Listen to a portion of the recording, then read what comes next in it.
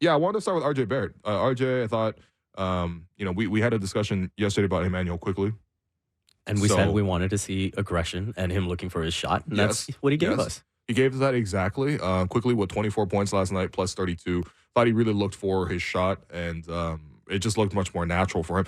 RJ, he got a lot of praise post game from Darko, but I thought in my assessment of it, especially in the first half, he squandered some opportunities. Finished with 12 points, 5 of 13 shooting from the field, missed both free throws, but hit 2 of 4 from three. What did you make of RJ's game last night?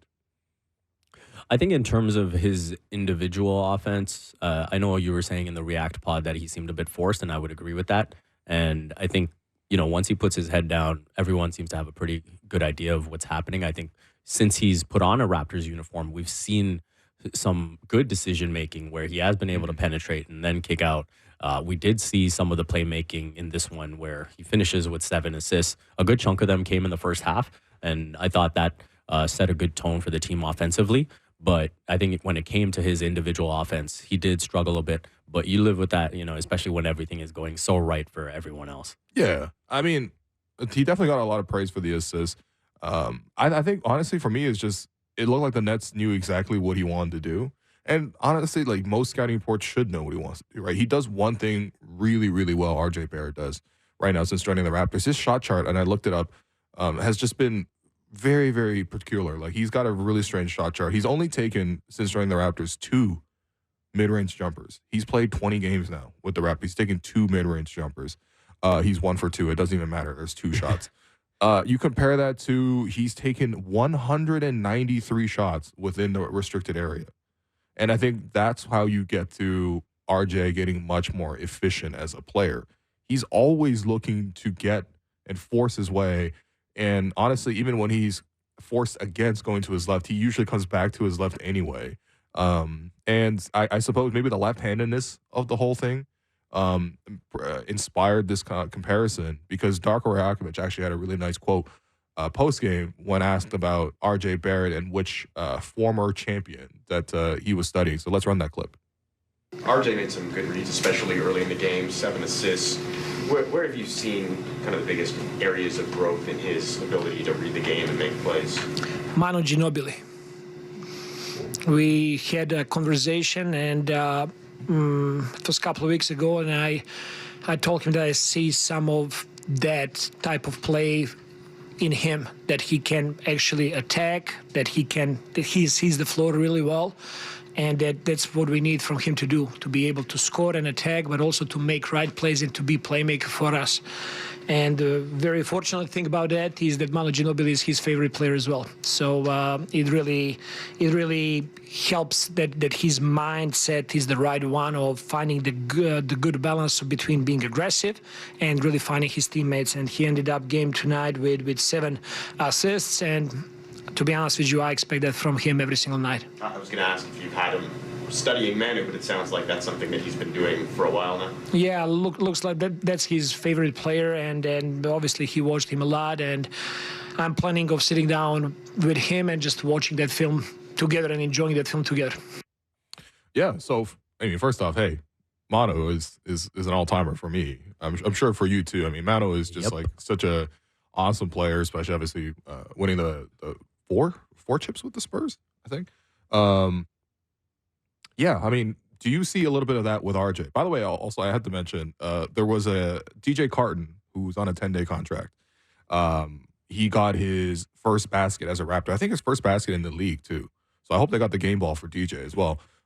He came in because, again, it was the Raptors were up 30, right? He comes in, third unit, takes it strong. He's also a lefty, by the way, and finishes an and one through contact at the rim. And I loved it. The entire Raptors bench jumped out of their seats to celebrate for the new guy.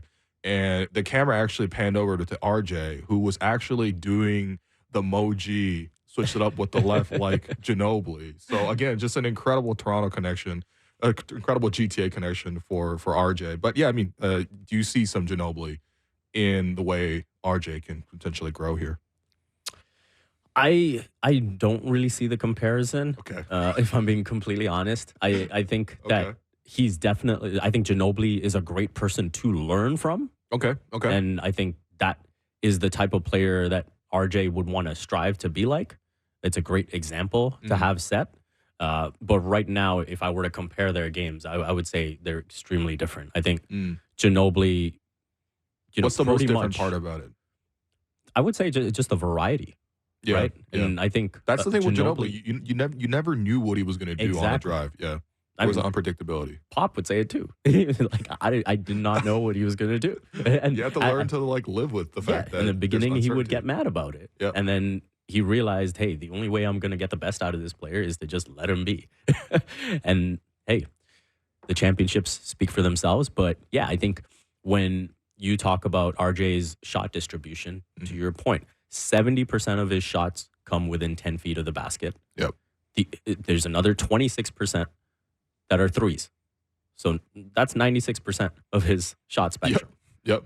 So if you look at over the course of his career, he shoots 30% from 10 to 16 feet. And so I think if he can just work on that in practice and get to a point where he's actually comfortable enough to take them in games, that's when I think we'll see more of, the less one-track minded, hey, at this point, if I've got a slight advantage, if I've got a slight step on my defender, I've got to take it all the way to the basket, right? Because he doesn't have the confidence right now to hit that pull-up, right, from that 10 to 16-foot range. So I think if he can work on that in practice, add that to his game, then you get to a point where it's like, okay, this is an option for me out on the floor now. And I think that's where you'll see his game expand. And I think that's where when you look at a Ginobili, it's like, okay, if I need to pull up from three, I can pull up from three. If I need to hit a mid-range, I can hit a mid-range. If I need to take it all the way to the basket for a slick layup around guys to throw it down. If I got a dunk on Chris Bosh exactly. as a 35-year-old, yeah. So he could do it all. Yeah. And so I think that's the main thing that I would say when RJ is watching film of Ginobili, it's, hey, how do I expand the variety of my game to make it more like a Manu? Yeah, I think that's a fair point. I think, in terms of their similarities, at least right now, the biggest similarity is just the ability to get a step on their guy and then find a way to get to the hoop. I always did admire that from Ginobili. I think he probably mixed in a little bit more creativity, but RJ has a little bit of that as well. Sometimes you see him pull out Euro steps, little moves like that just to sort of get himself downhill. But again, like if there's any sort of craftiness that he can add to his game, because to me, I'm not saying he's like one-dimensional, but it's like very clear that he does one thing really, really well, right? And my thing is, what is that secondary skill that comes in? So Darko's talked about, okay, he has 7 assists. Quite frankly, I expect him to do that. First off, love that, okay? High expectations, immigrant dad, all that kind of stuff. Yeah. But, that's is that an area you want to see from him? Like something like RJ's always getting something, because he does get to the paint a lot. If you get into the paint, you're almost always seeing the two defenders, unless, you're playing the Brooklyn Nets and they're not playing defense, basically. Yeah, that does open a lot of opportunities for kickouts. Do you feel like that passing is something that RJ can replicate on a consistent basis? I think as he continues to, get to the basket and make reads and learn, the offense, you look at the opportunities that Quickly had to shoot in this game. You look at the opportunities that Gary Trent Jr. had to shoot in this game. A lot of good looks. And so I think that's where you look at it and say, okay, once I've gotten into the paint, if I don't have a layup or a dunk, someone should be open. I should be able to get a clean look for somebody. And I think that's where just reading the game, still a young player. So as that continues to progress, I think, there's definitely room to grow. And I think there's enough to feel like he can progress in that area.